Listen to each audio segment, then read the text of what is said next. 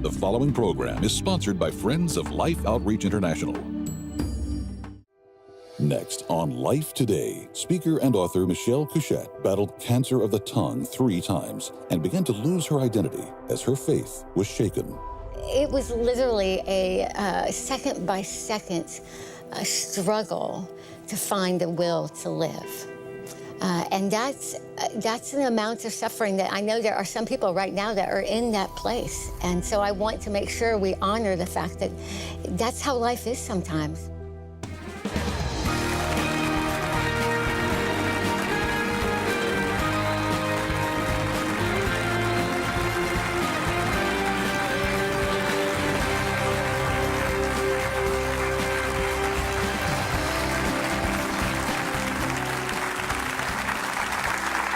Welcome to Life Today. I'm Sheila Walsh here with Randy Robison. James and Betty are taking a well-deserved day off. And honestly, I'm so thrilled to have this particular guest on our show. She's a friend, but she's also kind of a hero of mine. So let me just introduce, please welcome Michele Cushatt. Welcome, dear friend. Thank you. So glad to be here. You have this fantastic new book out, I Am, a 60-day journey to knowing who you are. Because of who he is. But before we get into that, let's just lay out the harsh reality of the journey that you have been on. Take me back to the first day when you discovered that there's something wrong. Well, it was probably about 6.5 years ago now. I had a sore inside my mouth on the side of my tongue that just would not heal. But you know, I was 39 years old at the time. We assume those kind of things are nothing important. So I went to the doctor just as a precaution, and he said, oh, don't worry about it, it's nothing. But what I found out a week later was that he was wrong. I found out that I had squamous cell carcinoma of the tongue, cancer of the tongue. I didn't even know something like that existed. And definitely not for a 39-year-old mom and wife to have something like that. And so in just the span of seconds, my life completely changed very radically, as you can possibly imagine. Now, the first surgery, was it kind of minimally invasive? Yeah, so the first surgery, although it was shocking at first, the doctors felt like it was caught early. It was cancer caught early, the best case scenario. They told me a number of times that I had nothing to worry about. It was gone. They got it all. It wouldn't come back. But they were mistaken.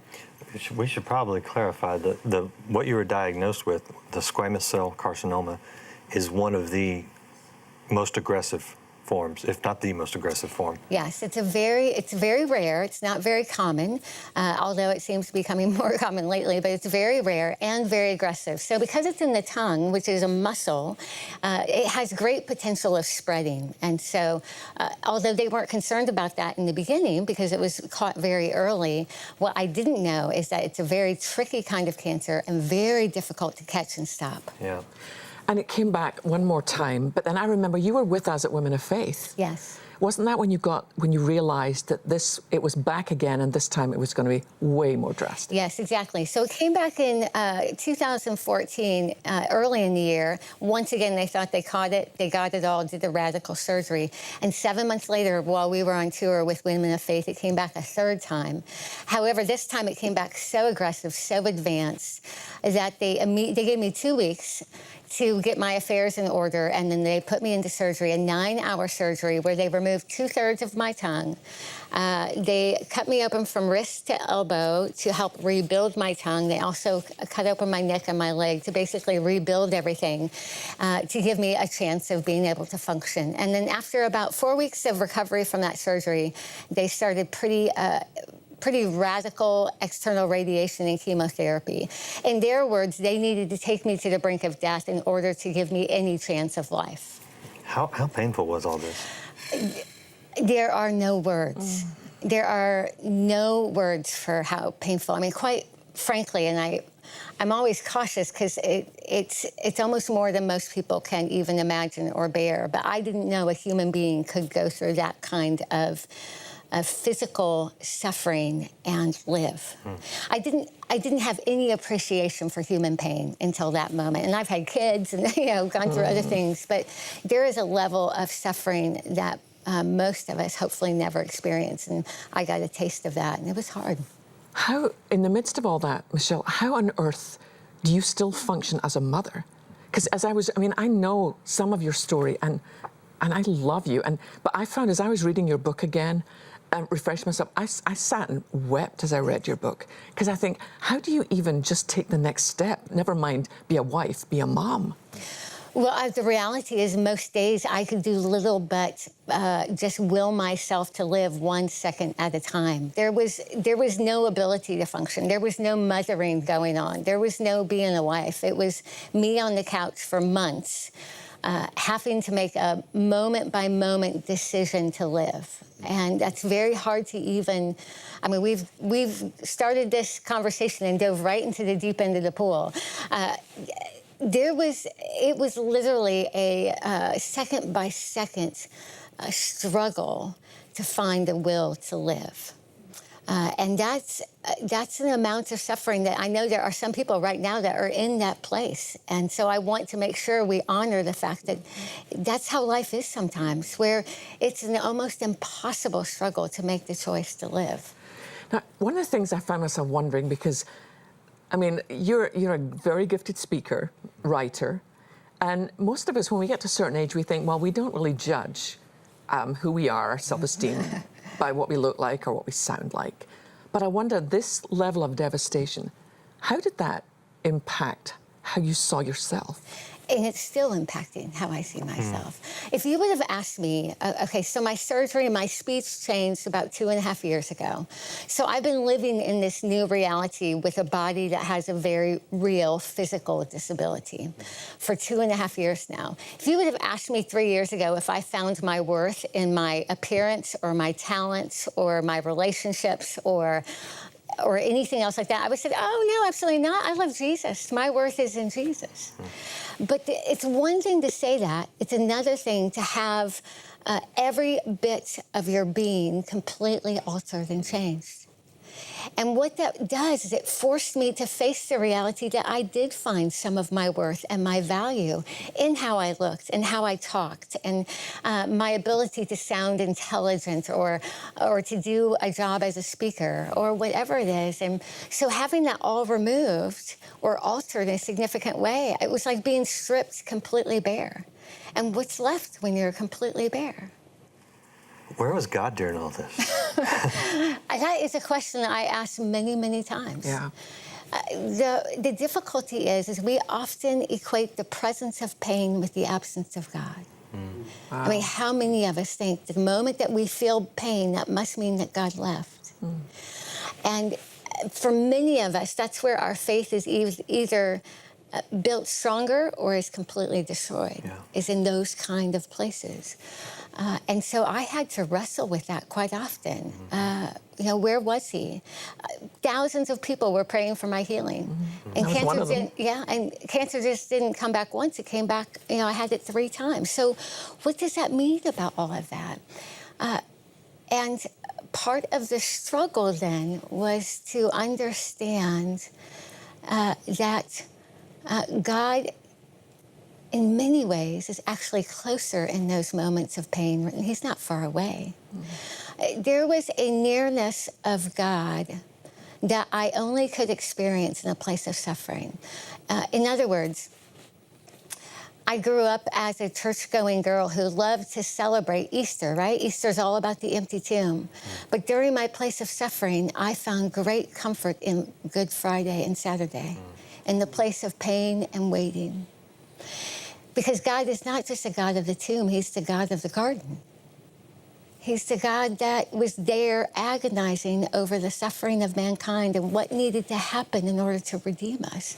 And I have to tell you, that gave me, picturing Jesus in the garden before his arrest and picturing his suffering, as much as I hate to think of it, gave me so much comfort in my own pain that God would do that for us. Was it, so this book, Michele, because it's really fantastic. And also, it came with cards. You sent me the whole package. I did. Do you know, I've put those all up around. I have like a prayer room. And I've put all 60 cards. I've taped them up. And I cannot tell you how much comfort on dark days. Yes. Those 60 cards are 60, I chose 60 verses in the Bible that are God's words about us. So specifically verses where Jesus or God speaks and speaks his favor and affection over us. Because when I was feeling completely abandoned and alone and suffering, I needed to hear God's words of affection and love for me in that place. That he didn't see this broken woman who was dying on the couch. He saw someone that he adored and he loved and that he was going to carry. And so those 60 cards are a collection of 60. I needed a lot of them. One or two verses wasn't going to cut it. Yeah. So it's 60 of the most powerful words of God's favor over us that I would just repeat to myself day after day, sometimes second by second. I find it interesting because, you know, your book, it's called I Am. It's not your story of suffering necessarily. It's not even a book on healing or anything like that. It's a book on identity. Yes. Why was that the thing that you felt you had to speak about the most on this side of all the suffering? Oh, goodness. Well, ironically enough, I planned to write that book before cancer came back the third time. So in many ways, it was actually more divine orchestration than anything I manipulated. And the reason I think this is so important is I think in our human life, from birth to death, we get so caught up in talents and appearance and achievements and career and family and all of this that we think that that's who we are. But like Job said, you know, naked I came into this world and naked I depart. Ultimately, you and I stand before God with nothing but just our barest selves. And God says, I died for that. That you that has absolutely nothing to offer, that's who I died for, right there, without your achievements, without your perfection. I find it really interesting, as a woman, how you redefine beautiful. Because you tell a story about overhearing a conversation, I think you were in college, and a boy said, and I've had an experience like that, where he was saying, you know, she'd be so beautiful if she wasn't overweight. And how that impacted you. And then you think, now if I could just get to this size, or this, that, then everything be perfect. You've discovered that's not going to do it. Well, let me just put it this way. When I was going through treatment, I was the thinnest I've ever been in my life. And yet I felt so unattractive. We cannot manufacture beauty. One thing I've told myself and reminded so many others is that we were never meant to build an identity. We were meant to receive it. Say that again, that's huge. It's huge. We were never meant to build an identity. We were meant to receive it. Our identity has already been established as the creation of a creative God. That means there's nothing we can do to add to our worth. There's nothing we can do to take away from it. There is no surgeon's scalpel that can cut our value away from us. We simply need to receive the favor and the value that God has already spoken over us. Imagine if that would take hold. Wow. You know, when I read that, it reminded me of, I was at my doctor's appointment. I'm coming down in the elevator, and I've always hated my arms, because I always think I don't have toned arms. And I'm with this other... You know, this is true. Women hate their arms many times. I know. I apologize for my arms. I never think about that. I know. But there's this woman in the elevator with me, and she's got these really sculpted shoulders, and she's very slim. And I say to her, gosh, I love your arms. And she said, chemotherapy. Oh. And in that moment, I felt so exposed by the way that, as a believer, as a daughter of God, I have bought into this ridiculous smoke and mirrors that will not hold up when life hits. And I think it's one of the greatest gifts in this, because you have a unique ability, Michele, to tell the unvarnished truth, but in every crack, hope is springing out. Yes, it's everywhere. How has this journey of yours impacted your children? Oh, well, as you can imagine, watching a mama go through a life and death experience, and they had to see that day after day. It wasn't just a couple of weeks of a hard illness. It was, I mean, it's taken me 2 years to come back to life. And so for them to watch their mom go through that has been very, very difficult and unsettling for them. And at the same time, I think it's been a unique gift, because this is real life. This is real life. We are not made to last forever. And the one thing that I am more committed to now, more than anything, is having those conversations with my kids to help them realize, guess what? We have today. That's all we have. We have today. How are you going to use it? I'm curious, having been so close to death and having to face, you said at one time they told you to get your affairs in order, Yes. right? How has that changed, that brush with death, how has that changed your perspective on life and eternity?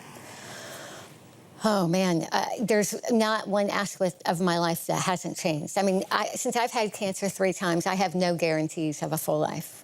They have a hopeful prognosis, but the truth is after you've had it 3 times, I have no promises of living to be 80. Yeah.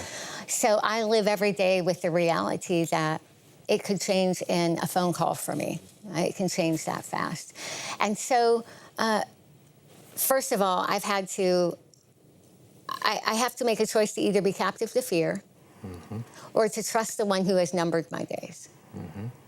And so that's a big change. And so I live today knowing, God, you have numbered my days. I'm not going to worry about tomorrow. I know you will leave me here until I'm done, and not a day sooner or a day later. Yeah. But it also makes me more passionate about honest conversation. Yeah. Not holding back, not leaving things unsaid, not missing opportunities to share the gospel with somebody who's hurting, or simply just to stop working one day and go to the hospital with a friend who needs somebody just to sit with her. All the things that seem so urgent, not so important anymore. You said you're not guaranteed a full life, but what you've gone through has forced you to choose to live that full life, because the life you live is probably fuller now than a lot of people's. And this will sound strange. I would never want to go back to that place of suffering, and there are still times that it makes me weep to think about it. But at the same time, and I mean this with all of my heart, I've been given such a beautiful gift. There are times I feel like I'm the luckiest woman in the world because God has given me a glimpse of eternity that I couldn't have manufactured or found any other way. And it's completely changed how I view people and life and each day. And from that standpoint, I'm so thankful. When you speak, you do an interesting thing with women in their shoes. You get them to take their shoes off. Tell us what that's about, because it's about 2 very profound, intentional things, 2 truths. Well, in I Am, the opening of the book is all about the story of Moses at the burning bush. It's this beautiful scene, and it's such a common story that I think we neglect the significance of it many times. But Moses sees this burning bush that's not consumed, and so he's curious. He goes over there, he parks his sheep, and he goes over there and checks out this burning bush. And God speaks to him from this bush and tells Moses to take off his shoes. And so Moses is there barefooted on the ground. And, I have no idea what God was thinking, but I think he wanted Moses to be completely stripped bare, barefooted. Like, I'm going to tell you something that's going to rock your world, so I need you to have a good footing. And that's when God says, I'm going to send you to Egypt. And Moses' question in that moment, I believe, is all of our question when God calls us to something. Moses says, who am I that I should go? In other words, he's like, I don't have what it takes. I'm not smart enough. I'm not attractive enough. I'm not talented enough. I speak funny. And so in that moment when Moses is there, I kind of feel like I'm hovering at the edge of my chair waiting for God's answer along with Moses. And so God answers him, and God gives Moses a 2-part answer. He says, Moses, I will be with you. In other words, he doesn't really answer Moses' question. Moses thinks it's about him, and God says, it's not about you, Moses. He says, I will be with you. And then he says, tell them I am sending you. In other words, God's presence and God's purpose. And what I do at my speaking events is I have all the people in the audience stand up, and I have them take off their shoes and get barefooted before God. And I'm like, whatever God is calling you to right now that you feel ill-equipped for, God is saying, I have the 2 footings you need to walk this out. My presence, my purpose. And you strap those 2 shoes on every day, and nothing will be impossible for you. Wow. That is pretty profound. Yeah. And in actual fact, it's one of the most perfect segues into something that's very dear to our heart at the moment. There are a lot of children around the world, and that is their daily reality. They wake up every morning with no shoes. They go to bed with no shoes. But it's our prayer here at Life Today that this Christmas, we're going to change all that. This is awesome, and this is so doable. I mean, I love this project. I've been in Angola. I've watched children have shoes put on. I've had the privilege of doing it for the very first time, and they're just blown away. They run around the village just so excited.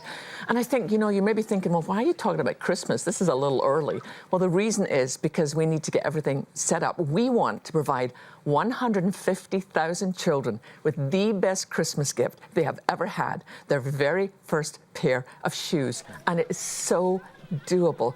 Literally for $72, you can provide 20 pairs of shoes. $36. I mean, you can't even buy shoes for that. But you know, that'll provide 10 pairs of shoes for children who, in so many places, if they don't have shoes and they've got cuts in their feet and they're putting their feet in water where there's disease, they're going to end up with hookworm and all sorts of things that can actually lead to brain damage. Here's an opportunity for you and I to do something to change the lives of children. And there's one more aspect, the Shoes and Smiles outreach that we're in right now, and that is the smile. A smile is a surgery we provide for a child who has a cleft palate. And we can provide a surgery for a child for $500. That will provide a cleft palate surgery. So great opportunities. You know, it's just a joy to be able to reach out with the love of Christ around the world, providing shoes and smiles. And we invite you to join us in this. So I hope you'll go to the phone, go online right now, and make the very best gift you can. Poverty is a killer, and because of it, children needlessly suffer, not only from a lack of food and clean water, but also from a lack of things we often take for granted, like a simple pair of shoes. Far too many children living in extreme poverty have never owned a new pair of shoes, and while that may seem minor in the light of all their needs, walking with bare feet puts them at risk of life-threatening infections and disease that could lead to crippling consequences and even death. By responding today, you can help immediately secure and begin shipping Christmas shoes to 150,000 children around the world, and for many, just in time for the holidays. Your gift of $36 will help provide 10 pairs of shoes. A gift of $72 will help provide 20 pair, and a gift of $180 will help provide 50 pairs of Christmas shoes for children in need. As a thank you for your gift of support, be sure to request this beautifully crafted red crystal shoe ornament, a treasure to display at each Christmas.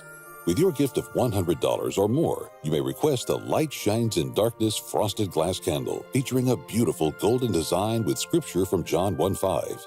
Finally, please consider a gift of $1,000 or more to help provide 275 pairs of shoes or 2 children with corrective cleft palate surgeries. And you may request the Bridge of Faith canvas print by Thomas Kincaid. Please call, write, or make your gift online today. I do hope you're going to the phone or going online right now to join in this wonderful Christmas Shoes and Smiles campaign. If you do that today and you are interested in this fabulous book by our guest, Michele Cushatt, be sure to ask for that book. You think it's a pretty good idea? Oh, it's brilliant. I read it over again. I cannot tell you how much this book has blessed me, but I cannot tell you how much you have blessed. It's a severe mercy, my friend. You have walked through a dark, dark valley, but I have to tell you, the light of Christ shines beautifully through you. Thank you so much. Please, would you help me thank our guest, Michele Cushatt? Thank you so much. And thank you for watching. We hope that you'll watch us every day on Life Today.